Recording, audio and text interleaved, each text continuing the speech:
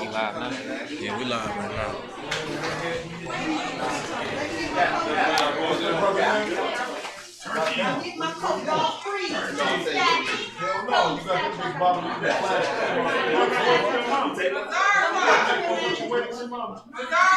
Make sure you don't teach this brother.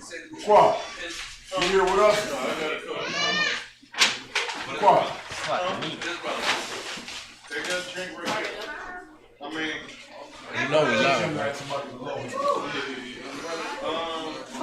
Salaki. You still can get a drink though. Just know that we live. Salaki, we live. All right, we live. Hey, shalom, Yabashim Yahshabakatah. To all the brothers out there. Shalom, Yahweh, Shema, Latah, Bashim Yahweh, shout out to all the sisters. We are officially in the Feast of Purim. We're officially about to get into the service today. You know what I mean? This story right here is extremely special, man. Like, you understand, like, sisters be wondering, like, you know what I'm saying, when they gonna get that glory and stuff like this. We actually about to, you know what I'm saying, have this memorial about a sister, man, who's deserving in his honor, man, in his glory. Right. You know what I'm saying? That we about to read and understand today about this sister named Esther, man. You know what I mean? This sister, what you gonna know and understand about this right here, man, you gonna understand the real power of a woman, man. And that power ain't, you know what I'm saying, bucking up with your man. You know what I'm saying, having this masculine spirit. That's not power, man. You know what I'm saying? That ain't power in our culture, man. The power that our women have, man, is they feminism. You know what I'm saying? They femininity. You know what I mean? That right there, man, you gonna see within these stories and these scriptures we're gonna bring out, man, you're gonna realize the true spirit and the true power of a woman, man, while the Lord created these sisters, man. All right? So we're gonna get started, man. Let's go off and let's get Esther chapter 1, verse 1. We're gonna start right there, man.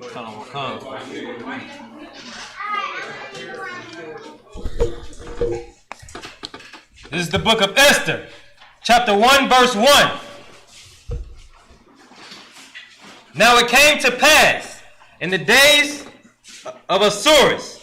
This is Asuras which reigned from India even unto Ethiopia, over 127 provinces. All right, this right here, we going into the king that was ruling at this time. You know what I'm saying? Like Xerxes and those cats, you know what I'm saying, that we speaking of. This was those people right there, man. Those men out there, you know what I'm saying, in Iran, you know, even those, you know, that nation out there that got killed by Donald Trump out there in Iran, well, these them same cats right here. You know what I'm saying? The Persian and the Medes, Khan, the East Indians. Iranians right now. So these cats, they was in huge power at this time, man. And we're gonna get into it deeper of how much power they really had, man. They had control over all the earth, man. Okay, keep going. Verse 2. That in those days, when the king Asuras sat on the throne of his kingdom, which was in Shushan, the palace. Keep going. 3. In the 3rd year of his reign, he made a feast unto all his princes and his servants, the power of Persia and Media, the nobles and princes of the provinces being before him. So he making a big old feast, you know what I'm saying? He got all this power, he reigning real good, you know what I mean? Like, you know, go ahead. And Salaki, so when you think of this cat right here, you want to think of like Xerxes. Think of Xerxes like, you remember the movie 300? Seen the movie 300? It's kind of like him who wanted to go over and just taking over everything. So when it's speaking of this dude's palace, you got to think of a palace that's like the size of a city. That's how bad this dude was. His power reigned from all the way from India all the way into the edges of Africa. You know what I mean? So this dude wasn't like no small time. He really conquered some things. You understand? So that's what it's getting to. He got a palace that's the size of a city with all types of princes in it and all types of nobles, and he getting ready to have like a feast unto himself. Salakia. Now that was good. That's excellent. That's basically what we're going into, man. A man that's got all power within the earth, man.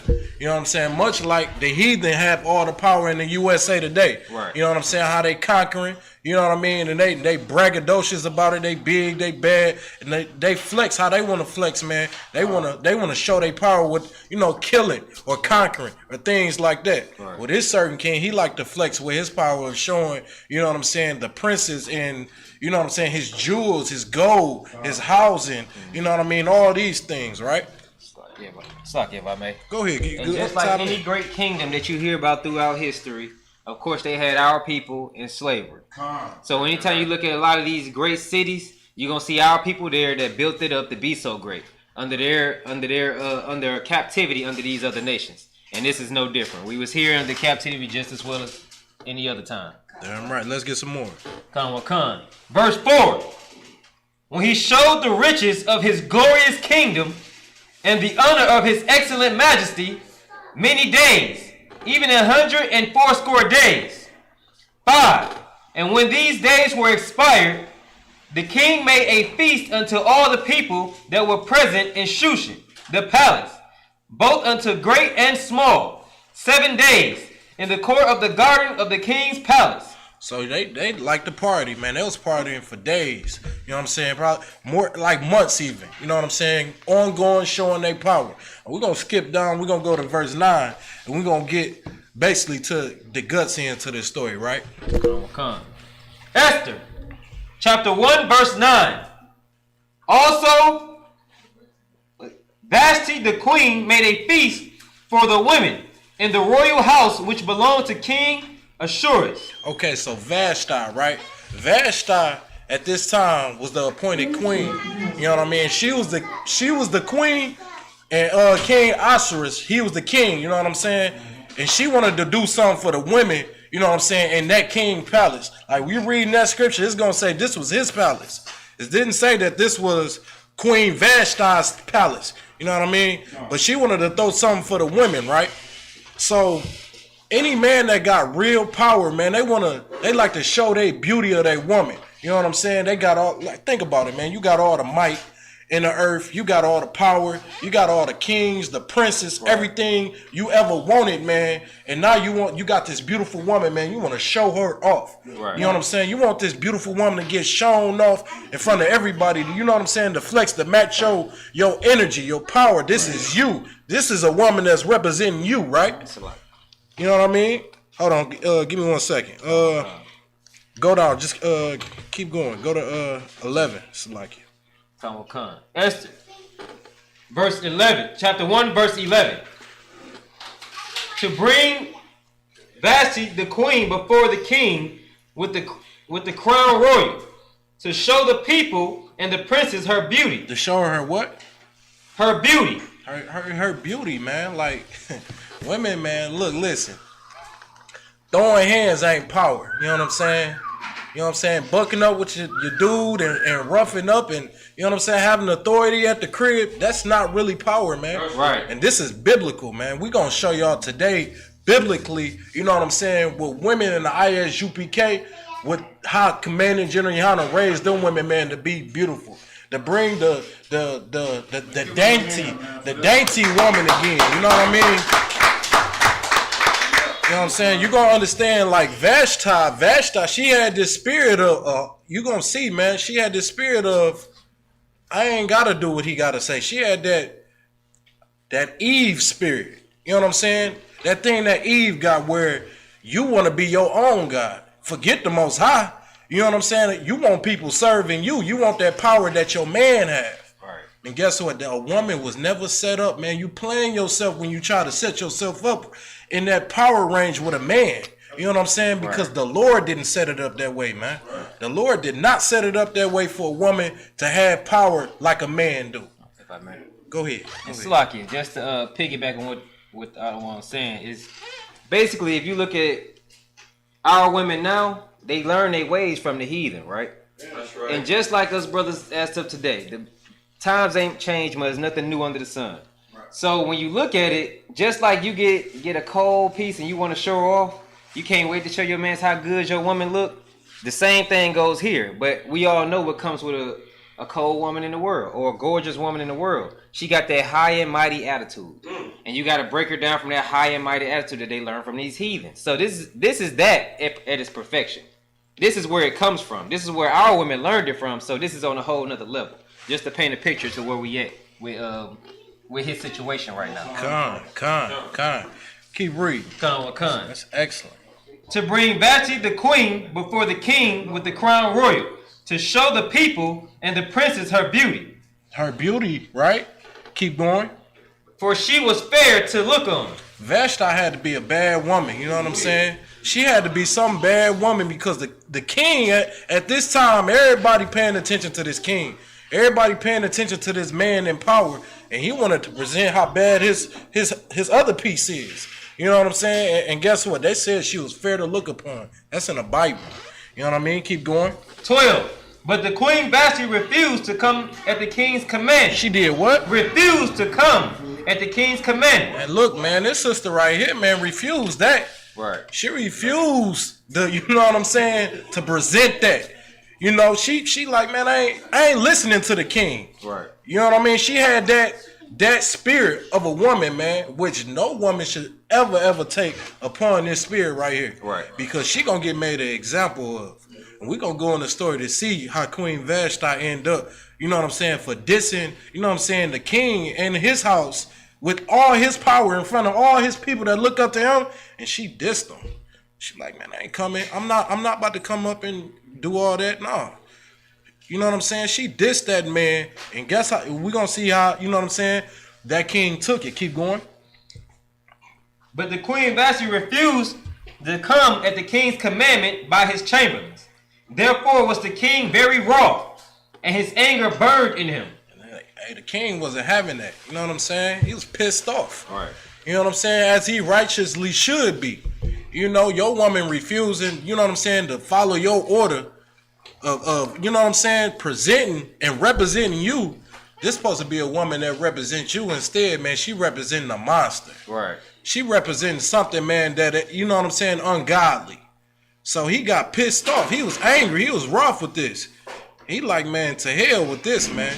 So basically, she dissed him. You know what I'm saying? She dissed him in his power, which pissed him off. You know what I mean? And we're going to get deeper into it. Basically, he going to get rid of this woman. All right? Shalom. You.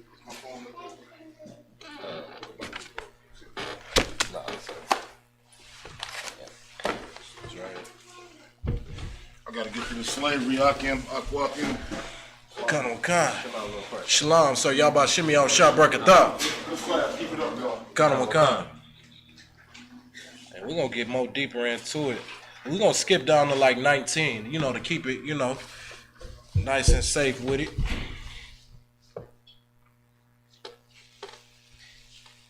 The book of Esther, chapter 1, verse 19.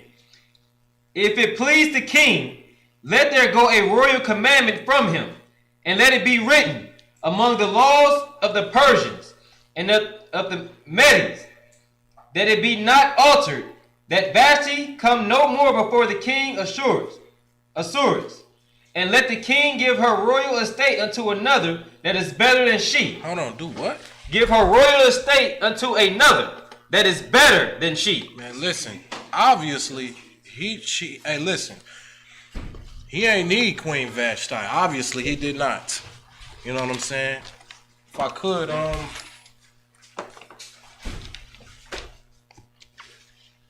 don't see no keys up here. You sure it's not in this coat? This coat? It's not up here though. I don't want to check.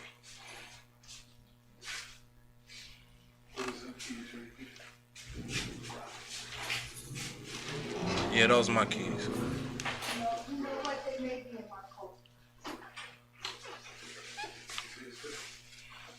But moreover, we're gonna keep going, right? Basically with this, man, it was written in law, man, to get rid of this woman. And let's go get something better for you. You know what I'm saying? Keep going. Go ahead.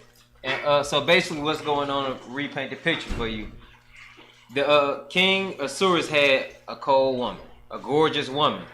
And after she embarrassed him in front of his subjects, he wanted to get rid of her. Wrote it in the law that she had no more come forth in front of. So now he's gonna be looking for something better.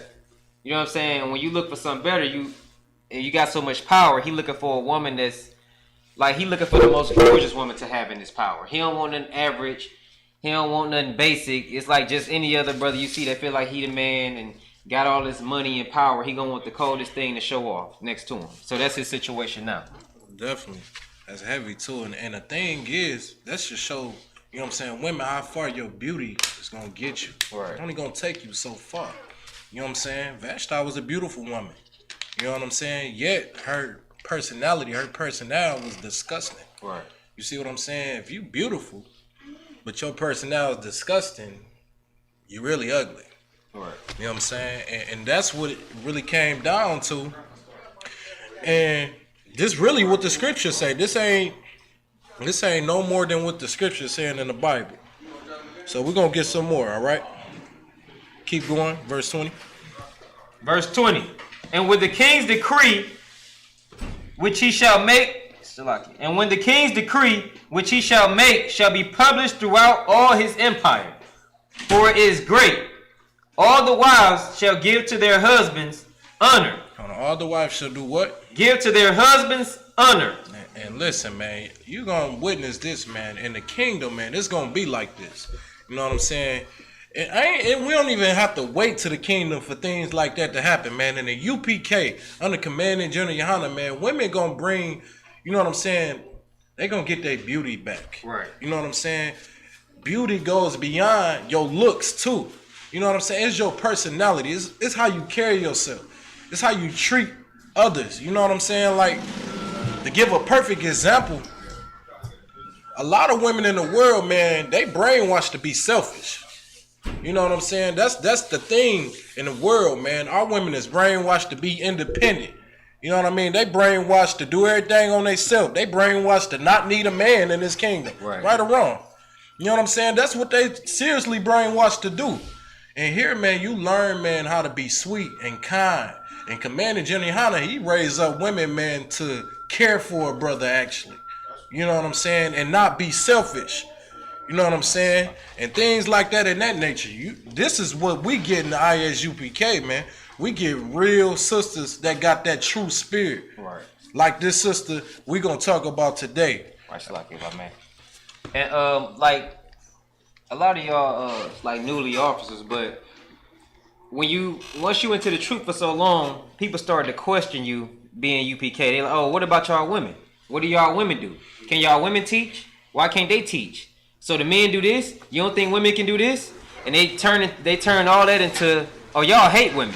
When in fact we love our women more than anybody else on the planet. You know what I mean? So when you look at it, our women are extremely powerful. They just know how to use their power versus a woman in the world. A woman in the world want to use your type of power. Right. They don't understand the faction of there's certain things that a man does, and a man is gonna be more so prone to warfare.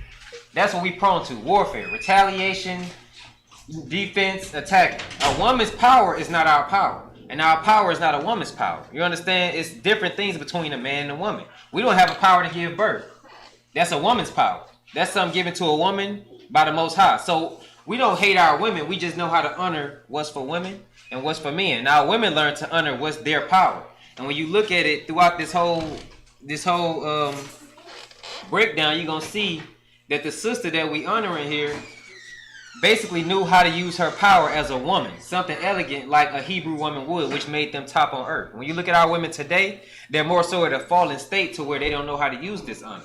You know what I mean? So they're not as great as they used to be. They look at them like whores now. When you see them in the Coney Islands or amongst these Arabs, they look at them like they're nothing, something to be used and tossed aside. You know what I'm saying? It's so common to be able to have one of our women now that it's hard to see them as something that's so great. Anything that's common is going to be less great. It's going to be less valuable. So at this time, our women wasn't so common. You know what I'm saying? It wasn't easy to have one of our women, so they drooled over our women. That's a heavy point, man. That's like a heavy point with that brother bringing out, because just think about it. If our sisters, man, if you compare our sisters, man, toe for toe with a heathen nation, man, our sisters in one, man, with the beauty and everything. Literally, sisters are literally blessed. You know what I'm saying? Now think of if our sisters did not mess with no heathens. Right. You know how much more respect you would gain with that? Right. You know what I'm saying? You know how much more respect they have to look upon until our sisters? Right. Instead of looking on Instagram and seeing all the twerking going on, all the silhouette challenges going on, and the busted challenges that our sisters are promoting. Right. You know what I mean? Imagine if we never did that. Imagine if you held yourself, man, to the standards that the Bible held you to. You know how beautiful that is? You know how powerful that is? Let alone forget the beauty of it. Look at the power within that, man. Like, you following your culture, man, is so essential in times like this. You know what I'm saying? You know, I'm definitely give it back to you, brother. But just think about it for a second. I'm talking about sisters. Think about it, what we did this summer when sisters was out there feeding the homeless. You know what I'm saying? And bringing, you know what I'm saying, people in. You know what I mean? Like, sisters got that power, man, to do that. Beautiful sisters, man, got the power, man. A brother see you and your righteousness. That brother, man, will get off drugs. Right. Hell, he'll stop smoking crack. Right. You understand? A sister really got power like that, man. And the Bible gonna show you that, man. We're gonna get into it deeply, man. And this ain't me just talking. We're gonna see what the Lord is saying about these things, man. Let's get some more. Matter of fact, look, take me to Esther 2. We're gonna go to Esther, the 2nd chapter. All right. We're gonna start at 1. This is the book of Esther, chapter 2, verse 1.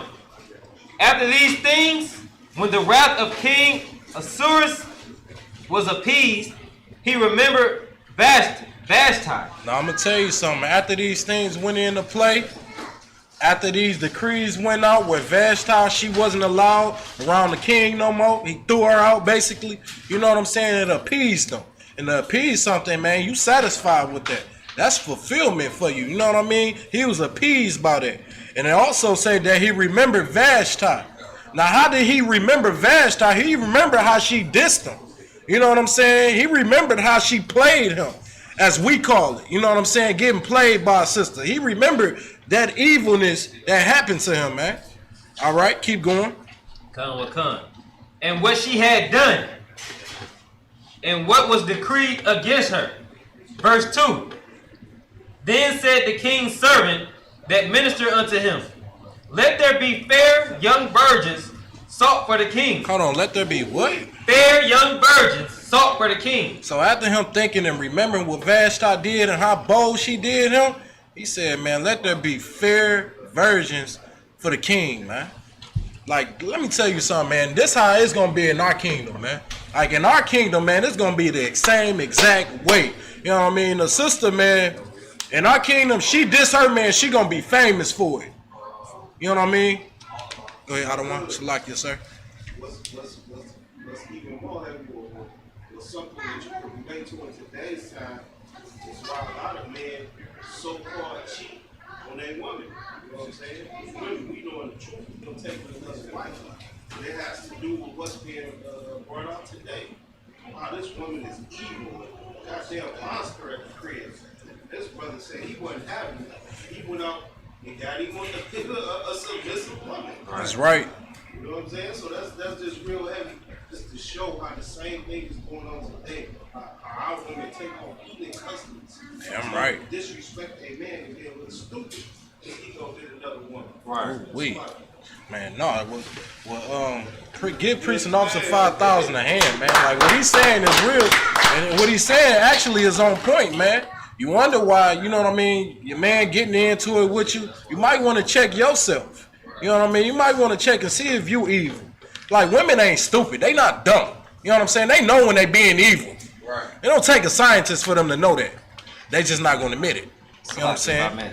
Go ahead. And what's crazy is a woman that know how to use her power and femininity can get so much further than a woman that just want to be a brute. No heterosexual man want to deal with nothing else masculine. You don't want to hug nothing masculine. You don't want to kiss nothing masculine. You don't want to hang with your dudes all the time because you want to go home to some soft, feminine, and something that you really want and appeased by. You hang with your boys for a little while, but all right, nigga, it's time to go. I'm going home. You know what I mean? So no man wants to just dwell with something masculine 24/7 and have to deal with something so masculine 24/7. When in all reality, a woman, when she get dressed up, got on her perfume, that outfit you might like, or whatever y'all into at home, whatever you was about to trip about when you got there, when you was cussing around on the phone, it's gonna go out the window. Literally. It didn't happen to all of us. Right. Even when you know she got you, she got you. You know what I mean? You thought you was gonna go home and check her to death. And then once you walked in and seen it, you was just like, you know what, baby, man, forget it. Don't even worry about it. Don't do it no more. Yeah, now you mushy now. All that, no she won the argument. She didn't even have to say nothing. You've been yelling 3 hours straight and you hoarse. And then walk in the crib and she got on that one thing that you like. And it's just like, you know what, baby, I'm sorry. You know what I mean? Maybe it was just me and mine. Hey, you know what? That's excellent that he brought that out, man. Because you could be on the phone. I'm about to get, girl, what the... You done effed up and jacked up. When I get home, man, I got it coming for you, girl. You hear me? You know what I'm saying? You get home, man, and she all drenched up and nice and beautiful and soft looking and juicy. You like, you mother. Man. I'm going to forget it this time, all right? Don't do that no more. Yeah, you outside washing the car. It's nighttime. And guess what? and guess what? You know what I'm saying? And guess what? That's the power that the Lord gave our women. Right. You know what I'm saying? That is your power y'all supposed to tap into, man. Instead of, you know what I'm saying, trying to get guru like a brother. You know what I mean? Y'all power is completely different. Y'all made to be soft. You know what I'm saying? Y'all made to be lovable. Right. You know what I'm saying? Women should use that thing right there, man. Right. Like, the sisters in the UPK, man, they know. Them sisters out there in the world, man, y'all missing y'all blessings, man, when y'all ain't coming in here, man, and tapping into y'all femininity, man. That's right. Y'all missing y'all blessings, man. Y'all missing y'all whole point of living at this point when y'all trying to be like a man or have authority like a man, man. Y'all make life so much harder for yourself. You understand? Life be so much harder and difficult, man, when the Lord gave you something different. He gave you a body, man. He gave you a beautiful body. What's that called? What's the Hebrew word for beautiful? Yapah. You know, he gave y'all that natural yapah body. You know what I mean? You know what I'm saying? Keep going. Come. Verse 2. Salakia. Verse 3. And let the kings appoint officers in all the provinces of his kingdom, that they may gather together all the fair young virgins unto Shushan, the palace, to the house of the women, unto the custody of the hedge, the king's chamberlain, keeper of the women, and let their things of purification be given them. So, like you said, man, he gathered all these women, you feel me, virgins, young, beautiful women. You know what I'm saying? A man, like how much power that King Osiris had, he had so much power. He had a man to appoint, you know what I'm saying, for the women to pick, you know, and gather those women. And think of it like Miss America or something like that. You see all those beautiful women on TV or something like that, and they gathered all together, right? That's how he basically did that, gave them whatever they need to purify themselves, gave them all the smell goods, the oils, you know what I'm saying? Everything to purify themselves. You know what I mean? That's exactly what was appointed right there. Go ahead. So when it's like he said, the oils, the smell goods, the pearls, the beads, all that stuff when they just glamorify themselves. And keep in mind that what just happened was they went all we just described in the beginning in Esther 1 how vast and huge his kingdom was. Right, so they bringing women from all over his kingdom. That's from Asia, from India all the way to the edges of Africa. All of these women that he about to bring all young virgins from all of these places. But notice who's on top. Notice who ended up on top. Who's the most beautiful? Who he fall for the most. We actually gonna get into that too. We're gonna get into that story. Keep going. Let's get some more. Come. 4. And let the maiden which pleases the king be queen instead of Vashti. Instead of who? Vashti. I'm telling you, man, that beauty only gonna get you so far, man. You be beautiful all you want to, man, but if your attitude stink, you ain't gonna make it so far, man. You know what I mean? And that's just a big example with Queen Vashti. She got replaced quicker than she thought she was gonna get replaced. Right. You know what I mean? And it happened. Keep going. Come. And the thing pleased the king, and he did so. 5. Now in Shushan the palace there was a certain Jew, whose name was Mordecai, the son of Jared, the son of Shemai, the son of Kish, a Benjamite. We about to get into Mordecai, man. What you gonna realize and understand about Mordecai? He was a very smart, intelligent Benjamite brother, man. Like this brother right here, man. He understood the law, statutes, and commandments. He knew his culture, man. Okay, and we gonna get into Mordecai too, man. He understood the laws, the statutes, and the commandments. This man right here, man, is an honorable brother, man. Cause guess what? He's the one who raised Esther. He's actually the cousin of Esther, I believe. Right? If I'm not mistaken. Keep going. 6, who had been carried away from Jerusalem with the captivity, which had been carried away with Jeconiah, king of Judah, which Nebuchadnezzar, the king of Babylon, had carried away. All right, keep going. 7, and he brought up Hadassah, that is Esther. And he brought up Hadassah, that is Esther, man. Hadassah, man, in our culture, like is a woman. It means myrtle tree. Okay, that's what Hadassah means. A woman who you know, a beautiful woman who can have a lot of kids. You know what I'm saying? That was very, very able to pop out about 6 kids, 7 kids, man. You call them Hadassahs in our days. Right. So basically, it's with a baby maker. You ever seen a woman like you remember that the saying like the old heads, but she'll pop out like 6, 7 of them right there. You know what I'm saying? That's a Hadassah. That's what a Hadassah is. When you think of that myrtle tree, when you look at it, she got the hip style. You're like, wow, I'll pop out about 7 of them right there. That's all that is. That's what that is. Damn right. Yeah. Damn right. Keep going. Come. 7, and he brought up Hadassah, that is Esther, his uncle's daughter, for she had neither father nor mother, and the maid was fair and beautiful, whom Mordecai, when her father and mother were dead, took for his own daughter.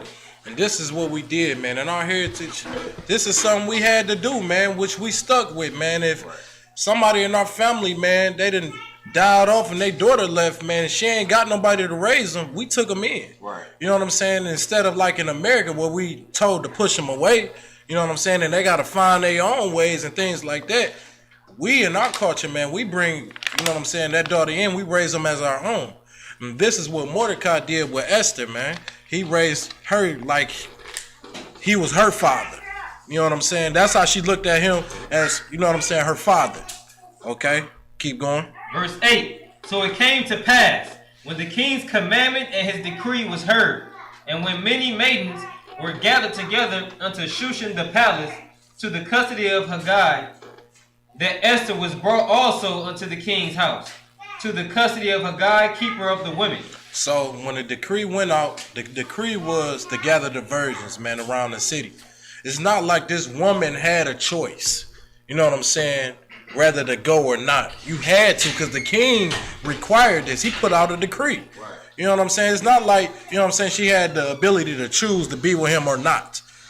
She chose to do it or not. You know what I'm saying? You'll get put to death. Right. You know what I'm saying? Trying to deny things like that. So when it happened, you know what I'm saying, she was also gathered in with the fold. She had to be a bad sister, of course. Right. You know what I'm saying? To get gathered into that fold right there. Because this king was looking for a certain sister. He was looking for not only a bad sister, but, you know what I'm saying, a sister that's going to bring him joy. That's going to bring, you know what I'm saying, that's going to match him in all his power and all his kingdom, right? Keep going. 9, and the maiden pleased him, and she obtained kindness of him. And he speedily gave her things of purification, with such things as belonged to her, and 7 maidens which were meet to be given her. So, not only that, man, he took favor in that, man. Like the gatherer, the keeper of the women, he took favor in this sister Esther, man. And he gave her everything that she needed to purify herself, all the oils that she needed. And also he even gathered some other sisters of her kind, just like her, you know what I'm saying? So they could all be together. And what you're going to realize, what you're going to read is, they was going to be in the best part of this house. Out of all the women that they choose of these virgins, man, they about to get the best parts to stay in this big palace, right? Keep going. Go on, you had something, brother? king. So I wanted to know the race of the girls that they gathered together. She was a Benjamite. It's like, I believe. Go ahead. are you asking about Esther Yeah. Yeah, that's or all the women that he gathered? No. Yeah, all of them actually. All the women. Well, Esther was a Benjamite. She was a Israelite. But as far as all the women, he gathered women from a bunch of different nations. Like remember we talked about how big his kingdom was. So it stretched from basically country to country or from one continent to another. So it was different types of women there. But Esther herself was a Benjamite.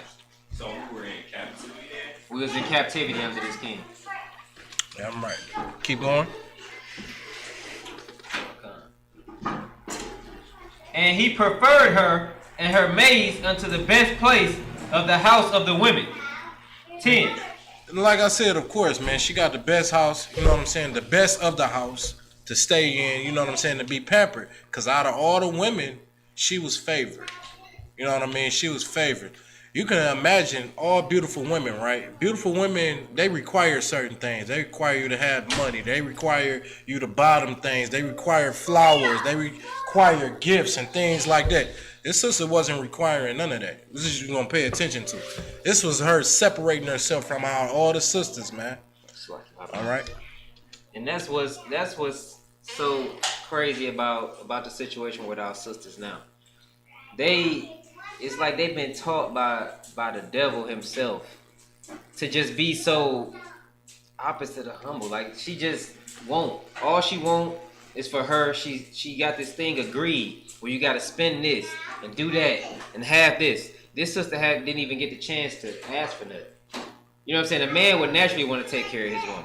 You know what I'm saying? If your woman needs something, you naturally want to help her out. That's a natural thing. But before women nowadays, before you can even help them out, they already say, "Oh, you ain't got this, you can't talk to me." They arrogant. You know what I mean? So this sister right here is finna be a prime example of what a sister should be. You know what I'm saying? What you really want in a sister, of the real power of our sisters and our women. That's Israelites. You know what I'm saying? Yeah, I'm right. Keep going. Okay. Verse 10. Esther had not showed her people nor her kindred, for Mordecai had charged her that she should not show it. That was a wise, extremely wise decision that Mordecai, you know what I'm saying? When we talking about a wise brother, this is a wise brother that understood the spirit of what's going on right here.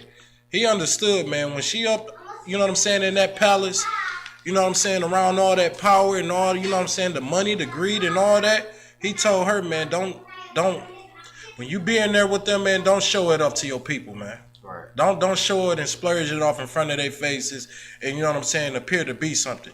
You see in America how that get us. You know, when a sister gets some power like Oprah Winfrey, you know, they stick their chests out. You know what I mean? They like, I got this. And you know what it simultaneously does is it make you hate your own people, and it give you a very good disconnection from your people, man. It make you look at your people like, look, man, you going to have to find your way and get it on your own. I'm already up here. I ain't got to be down here suffering with my people. You know what I'm saying? That's what Mordecai really showed her, man. Not to show that off. Don't tell nobody you even up there and you even getting all that. You know what I mean? Let alone it just looks stupid. You in a slavery, and once you get into your master's house, now you think you something. Yeah. The fools today, they got a Lamborghini, now they think they something. You a slave. You a slave with a Lamborghini that you don't even own yourself. And now you looking at you just trying to, the only person you shining on is your own people. It make you look foolish. You got some money and some power, the first thing they want to do is show off. They want big rims. They want the most expensive cars. They want this when you the poorest people on the earth. And you know you what? At the bottom. And not even mean to cut you off, right? And you know what? That look foolish to God, man. That look foolish to the Most High. You getting all this money and you looking down on your people, man, and they own captivity. Right. And they own suffering. Man, that look foolish to God, man. Anybody can make, you know what I'm saying, common sense with that. You know what I'm saying? If we was to say, man, what's more valuable? Your people or a house or a Lamborghini? You know what I'm saying? The people is a lot more valuable because they're the ones that can actually build a car. Right. They the ones that can actually, you know what I'm saying, build a house. You see what I'm saying? So it's self-explanatory, the debunking of how our people think, man, and what they think that is valuable. Like, our people got to tap into what's valuable is your nation, your heritage, your culture. Nothing is more valuable than your culture, man. We got the culture given to us by the Most High. Right. You see what I'm saying? Like, that right there, man, you got to, damn right.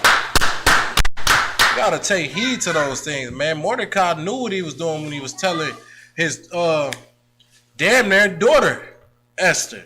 He knew what he was doing when he told her, don't show that off. Don't let your people know that you even up there, man.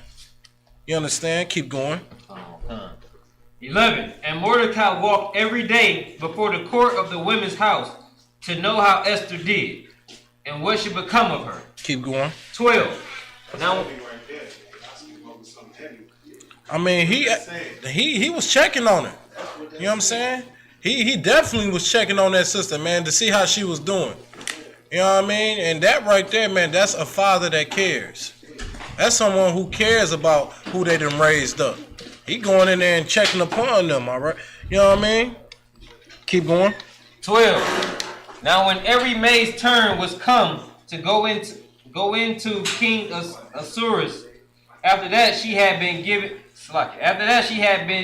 12 months. After that she had been 12 months, according to the manner of the women.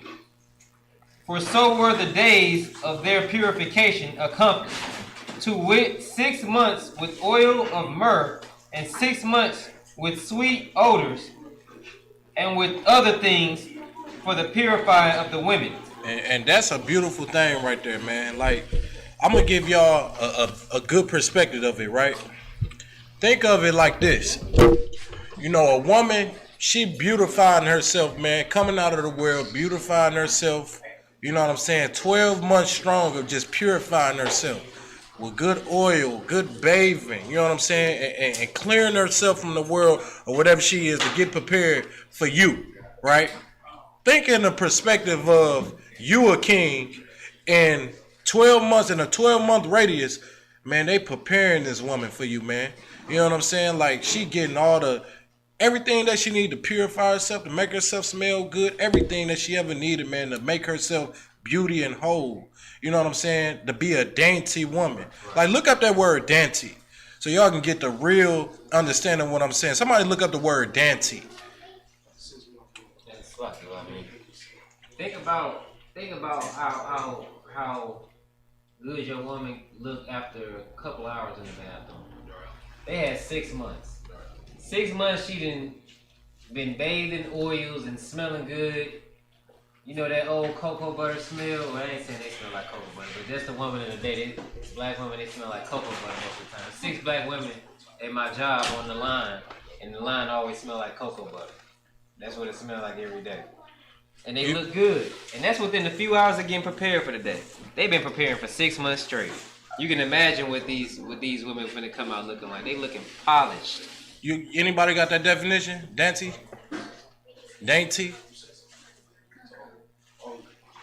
Somebody just pulled that real quick. Delicately small and pretty. Hold on, say what? Delicately small and pretty. Keep going. You got some more? The second definition is fascidacious or difficult to please, typically concerning food. Okay, no. The first one that you had was a good one, man. A delicate woman, soft, you know what I mean? Sweet. You know what I'm saying? Women gonna be like that again, man. Like, our women is going to go back to being like that. That's your original culture. Right. Not whatever this bull dagger, you know what I'm saying? Half shaved off, hair on the side. You know what I'm saying? Women's rights, liberation. That is playing y'all, man. Y'all playing yourselves, man. That's gonna make your downfall be even more further. But this is what you really gotta do. Our women, man, get purified, man. Our women come out beautiful, smelling good and everything. If I could, praise, man, y'all bringing out something so heavy. This story just clearly shows why sisters act like dragons. Why Israelite sisters act like dragons. It's not your culture. It has nothing to do with you. You act like a dragon because a heathen taught you how to act like a dragon. Right. That's right. And then you see how they dealt with that same heathen. They got her about the kingdom. It's like, So lucky what the brother brought up was heavy because they don't even know how to act like dragons. Me being the person that don't really know how these women act, I see a woman act like a dragon, and before you know it, she cried.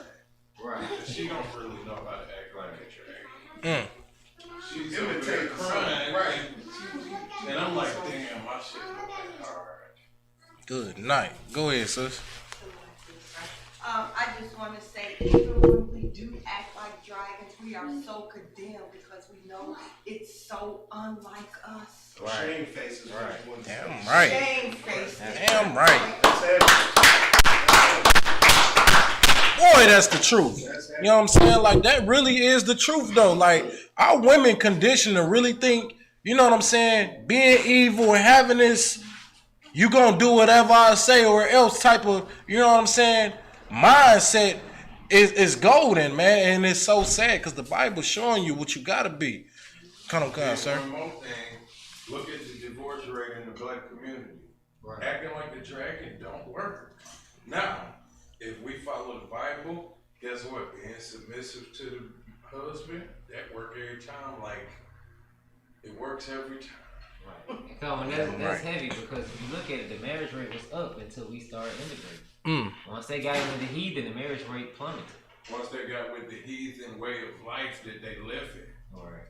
That woman was submit. She was supporting her husband in slavery in the 50s.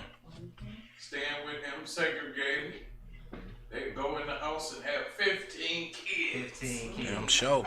And then when they integrated, now they aborting one. Yep, you shocked that she got 5. Like, what, you got 5 kids? Yeah, 5? Okay. My grandmother raised 12 kids. See, that's just one rate. And it's so crazy, though. Cause think about this, man.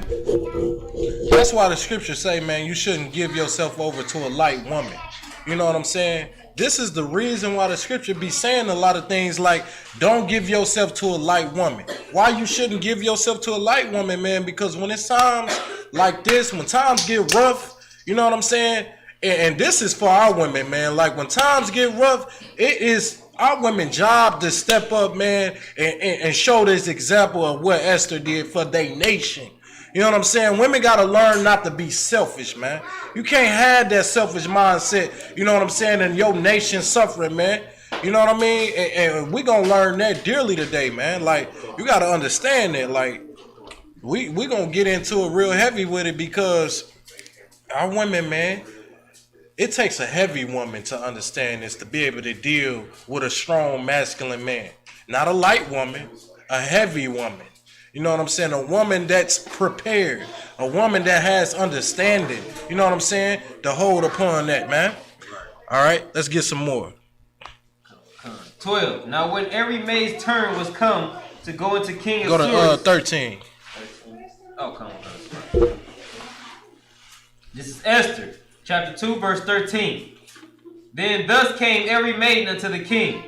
Whatsoever she desired was given her to go with her out of the house of the women unto the king's house. All right, so basically, since they rich, they got power. Any of the women they ask for something, they get it for them. Right? Keep going. Come. 14. In the evening she went, and on the morrow she returned into the second house of the women, to the custody of Shaagas and the king's chamberlain, which kept the concubines. She came in unto the king no more, except the king delighted in her. Keep going. And that she were called by name. 15. Now when the turn of Esther, the daughter of Abihail, the uncle of Mordecai, who had taken her for his daughter, was come to go in unto the king, she required nothing but with Haggai, the king's chamberlain. Hold on, wait a minute, man. You telling me all these women, man, was requiring stuff, man? Like all these other women, they requiring stuff. You know what I mean? And that was beautiful. But this beautiful woman, this fine sister right here, she went into the king house, Shalom. So y'all sure check with that. She went into the king house, and guess what? She ain't required nothing. Right. All right, keep going.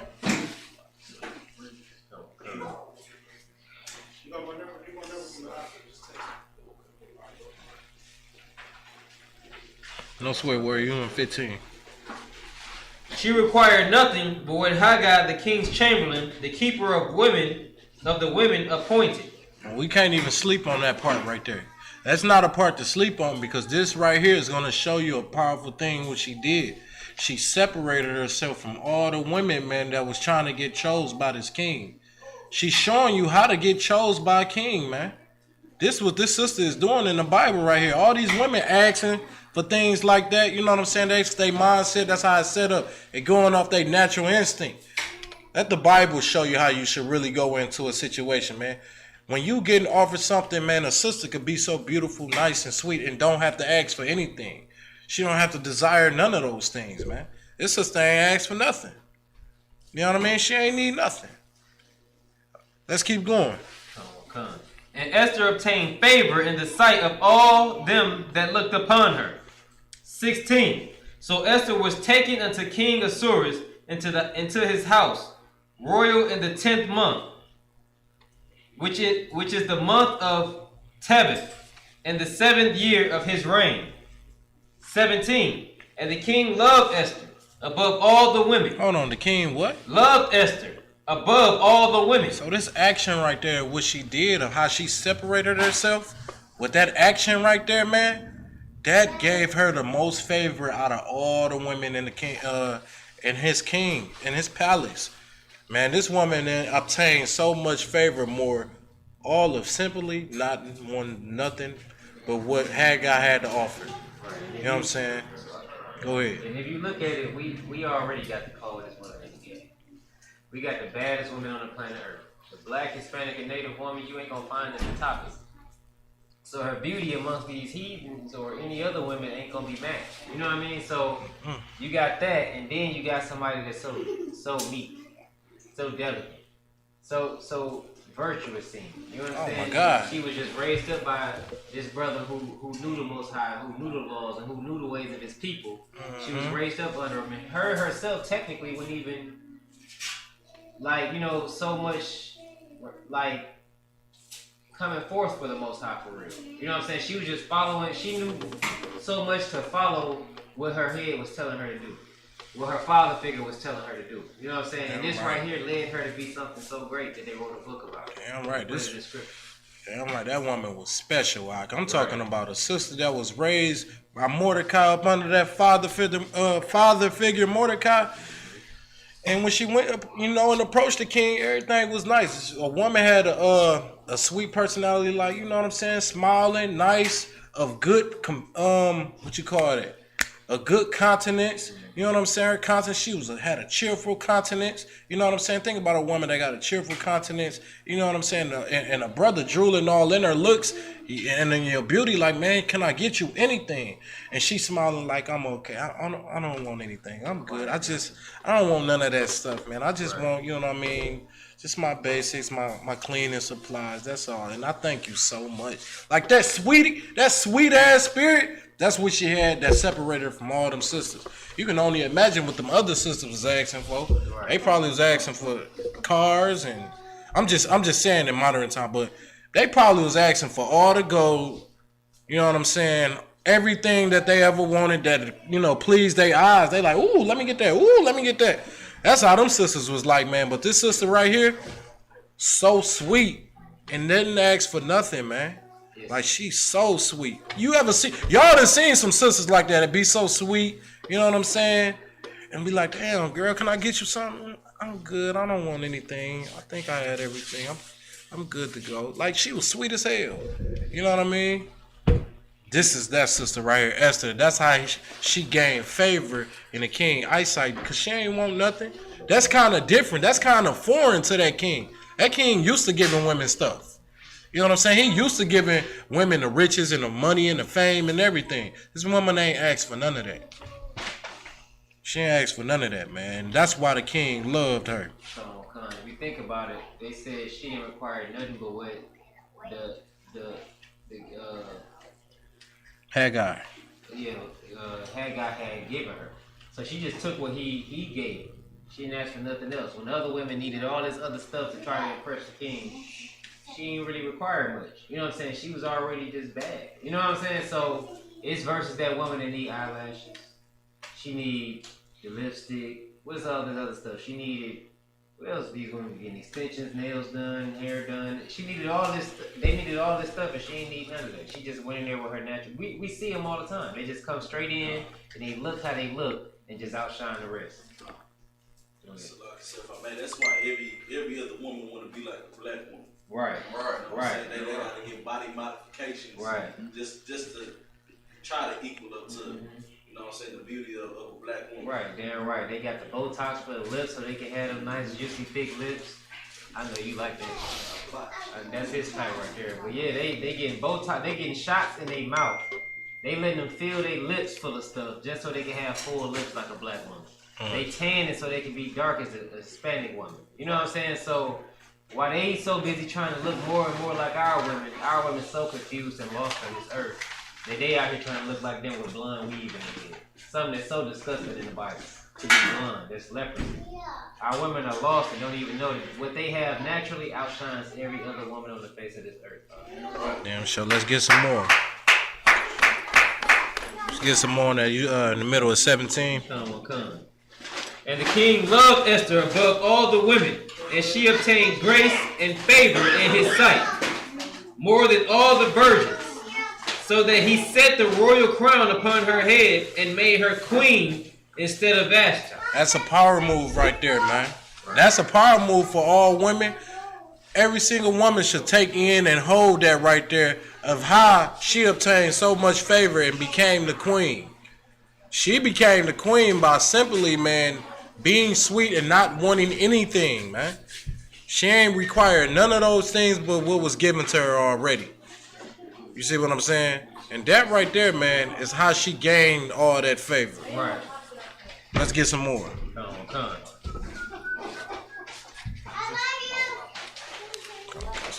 18. Then the king made a great feast unto all his princes and his servants, even Esther's feast. And he made a release to the provinces and gave gifts according to the state of the king. 19. And when the virgins were gathered together the second time, then Mordecai sat in the king's gate. 20. Esther had not yet showed her kindred nor her people, as Mordecai had charged her. For Esther did the commandment of Mordecai, like as when she was brought up with him. You understand? She listened to him, man. You know what I mean? It was of good reason. It was a wise thing to do, man. All right, keep going. Come. 21. In those days, while Mordecai sat in the king's gate, two of the king's chamberlains, Bigthan and Teresh, of those which kept the door, were wroth and sought to lay hand on the king Ahasuerus. These was men that had power, man. All the men, man, that was within that palace, man, that had offices and things of that nature, man, they had big power in that time. And they was the keepers of the gates. But those men sought, man, to do evil against King Ahasuerus. They was planning, man, you know what I'm saying, to kill him, lay hands on him. You know what I'm saying? That's what they was planning and plotting to do. Let's get some more. 22. And the king was known, and the thing was known to Mordecai, who told it unto Esther the queen. And Esther certified the king thereof in Mordecai's name. She certified Mordecai. She certified, you know what I'm saying, the king thereof in Mordecai's name. You know how she did that? She certified it like, yep, this brother right here, Mordecai, was the one that seen and saw these two brothers, you know what I'm saying, plotting to go against you and lay hands on you. Right. Because of this brother telling me, you know what's going on now. You know what I'm saying? So she was certified with Mordecai's name. Keep going. 23. And when inquisition was made of the matter, it was found out. Therefore they were both hanged on a tree. And it was written in the book of the Chronicles before the king. They got put to death, of course. Right. You know what I'm saying? You don't go against no king. You plot to kill the king, man, and get caught. Right. You know what I'm saying? You destined to get put to death, and that's exactly what happened. We're gonna go into Esther, the 3rd chapter. Let's get it. Esther 3:1. After these things did King Ahasuerus promote Haman, the son of the Hamadatha, the Agagite. Now, what? I'm gonna ask this question right here, right? With Haman, right? What is a Agagite? What is an Agagite? Anybody? An Agagite.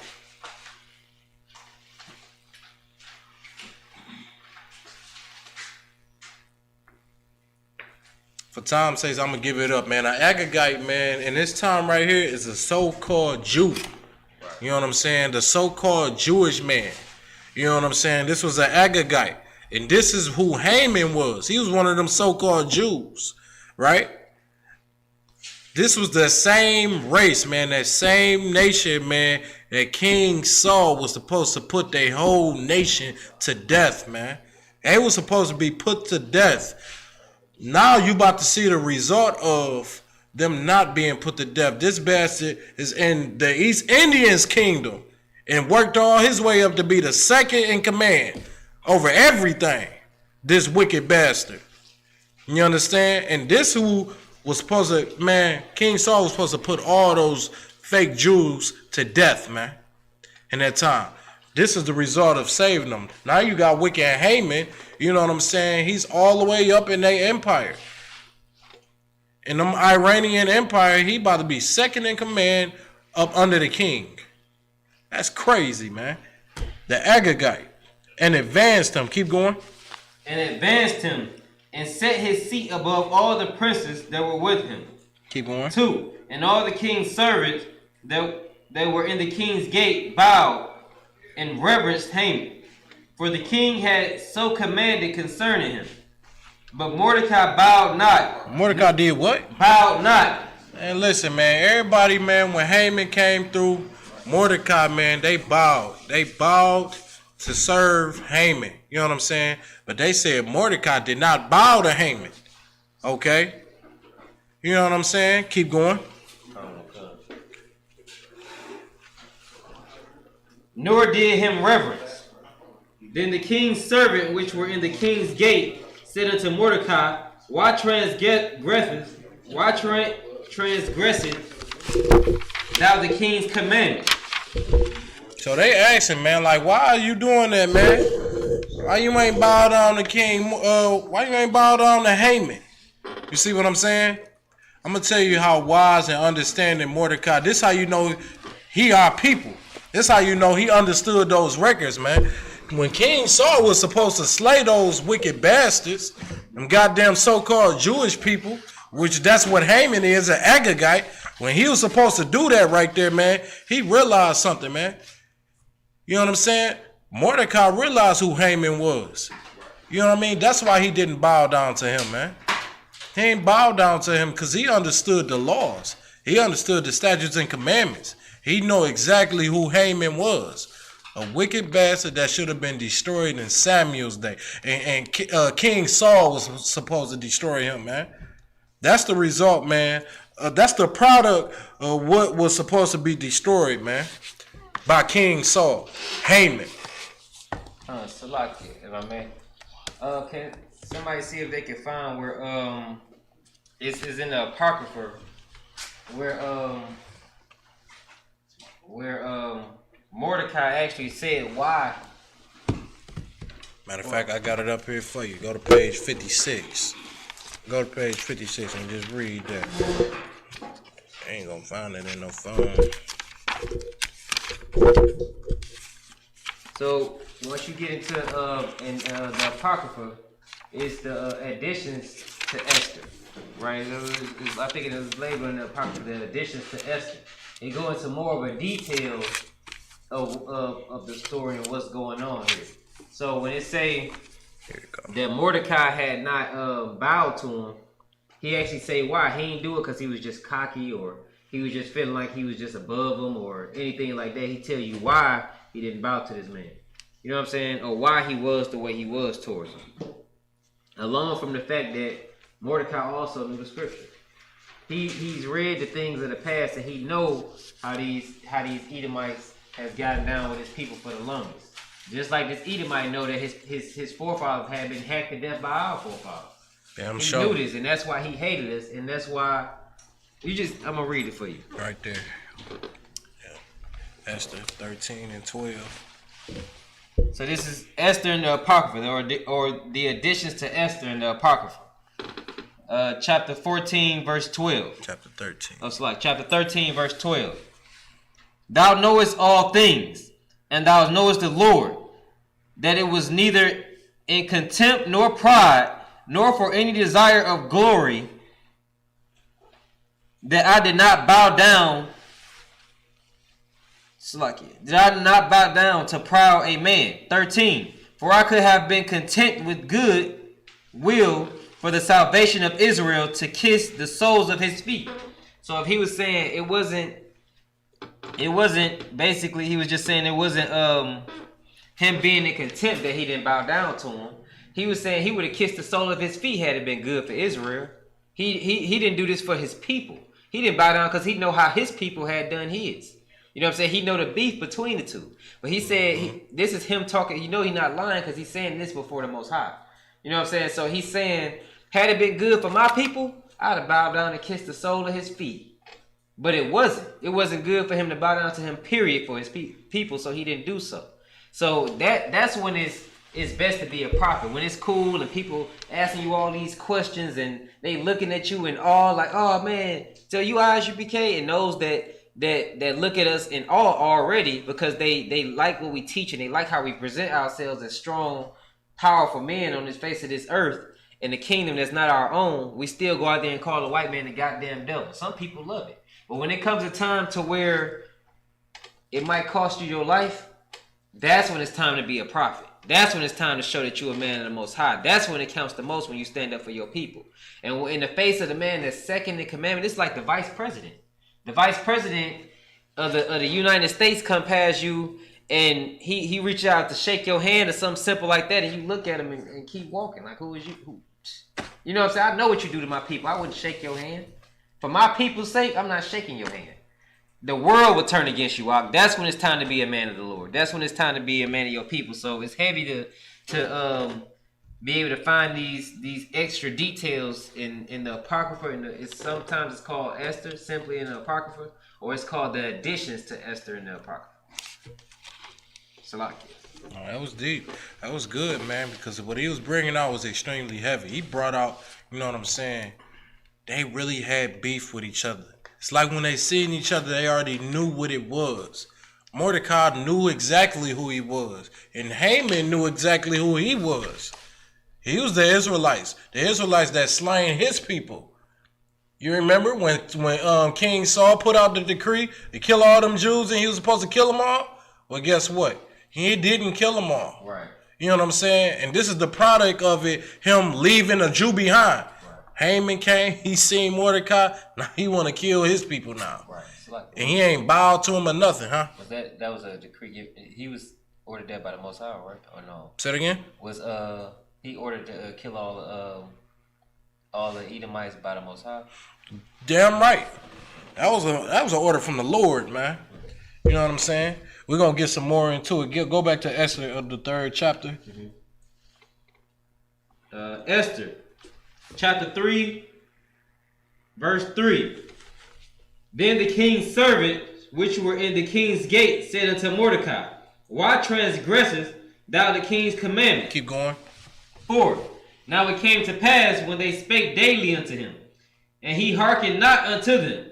And they told Haman to see whether Mordecai's matters would stand, for he had told them that he was a Jew. He was a what? A Jew. Man, that pissed Mordecai off.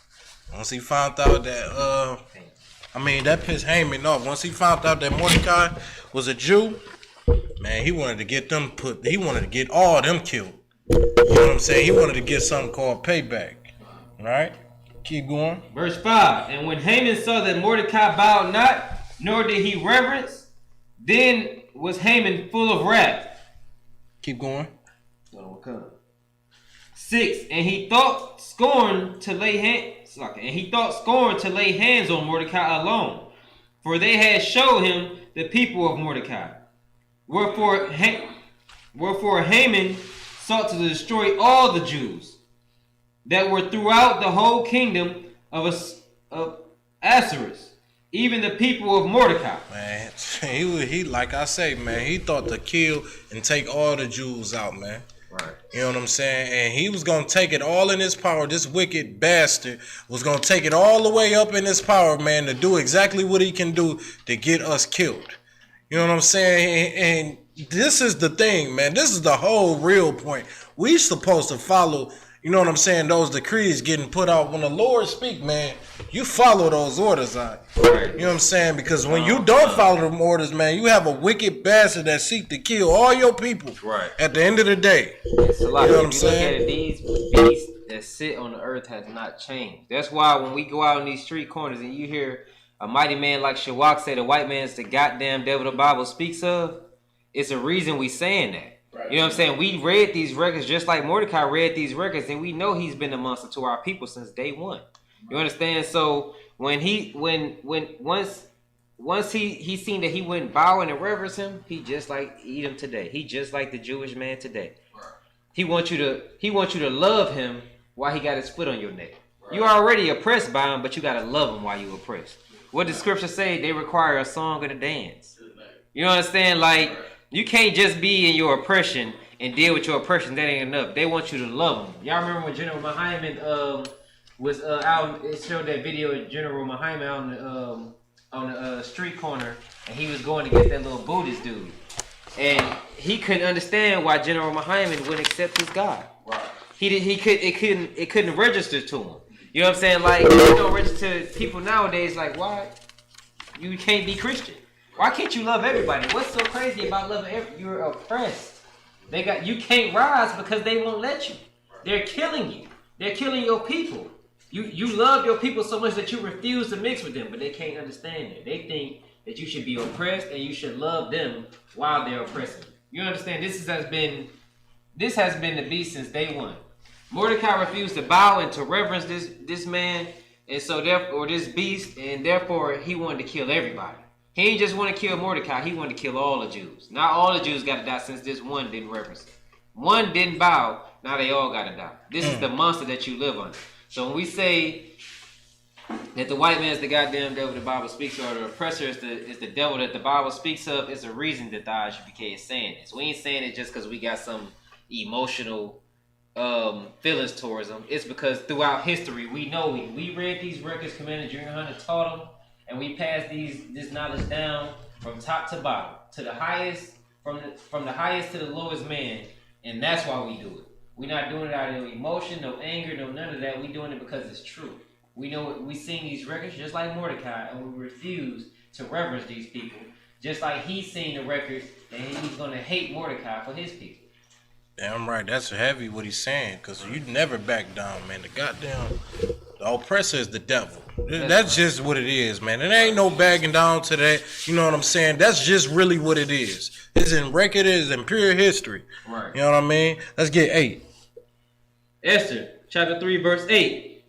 And Haman said unto King Ahasuerus, there is a certain people scattered abroad and dispersed among the people in all the provinces of thy kingdom, and their laws are diverse from all people, neither keep they the king's laws. Therefore it is not for the king's profit to suffer them. Keep going. 9. If it please the king, let it be written that they may be destroyed, and I will pay 10,000 talents of silver to the hands of those that have the charge of the business, to bring it unto the king's treasuries. Man, listen, that was the decree right there. You know what I'm saying? That Haman is proposing unto the king. You know what I mean? This is about to be his second in command, basically. He getting raised up with all that power. And the first thing he do, man, is look at them Jews. This how you know, man. When you looking at people in power, they got their mind set and focused on them niggas in the ghettos. Right. You know what I'm saying? Them niggas in the streets, them niggas, what is they doing? Okay? And they always seeking to destroy us, man. No matter what captivity, it don't matter. None of that, man. They always seek to destroy us, man. Right. Like this right here, he literally put out a decree to King Osiris, man, to destroy the Jews, to kill them. You know what I'm saying? Much like today, they seek to destroy us and put drugs in our communities. Right. You know what I'm saying? And put all type of dope and crack and heroin in our communities. You know what I'm saying? Make our women whores. Right. Break up our families and our households. Man, they seek to do this still to this very day. Right. So when people, man, and they give all this credit to Christianity, man, we come through them doors and we shut everything down. You know what I'm saying? Now we the problem.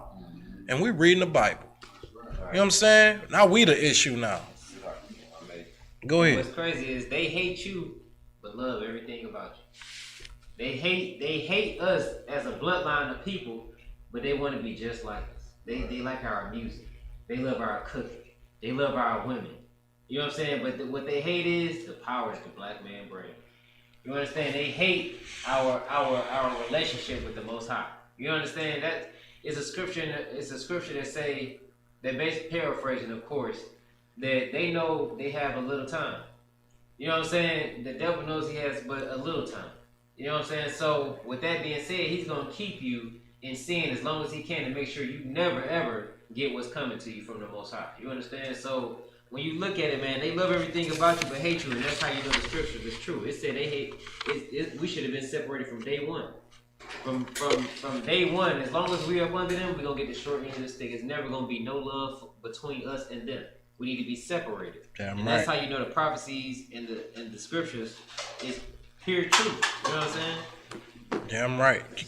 Keep going. Keep going. Verse 10. And the king took his ring from his hand and gave it to Haman, the son of Hammedatha, the Agagite, the Jews' enemy. The Jews who? The Jews' enemy. Man, listen, man. We always understood in our records, man, that the goddamn oppressor is the devil. You know what I'm saying? We always understood that in these records. Right. Okay, so when you see him Mordecai and you see him in the scripture, you think he acting funny because he didn't want to bow down to the king. It's because he knew that king was the devil. Right. You know what I'm saying? He knew that Haman, he knew that he's a stinking Edomite. He's a goddamn devil, man. He understood these laws like every prophet do. You know what I'm saying? And he take it serious, much like how we do today.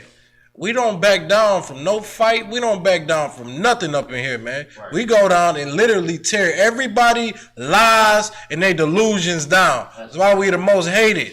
You want to know why we the most hated? Because we read the Apocrypha. We understand these scriptures, man, and we got the truth. Right. You know what I'm saying? Like, it's weird when somebody say they get the truth from the UPK and they leave it and they say, well, we got the truth too. Right. Like, that don't make sense. Like, how could you say that you got the truth and we the truth? Right. You left it. You left the truth. So how do you have the truth if you left it? You know what I'm saying? We the home of the truth, man. And that's just no ifs, ands, and buts about that. Keep going. The book of Esther, chapter 3, verse 11. And the king said unto Haman, the silver is given to thee, the people also, to do with them as it seemeth good to thee. And that made Haman happy because he got, you know what I'm saying, the opportunity in the king's will to destroy the people or do whatever you would like to do. And they don't make them no mind. Keep going. 12.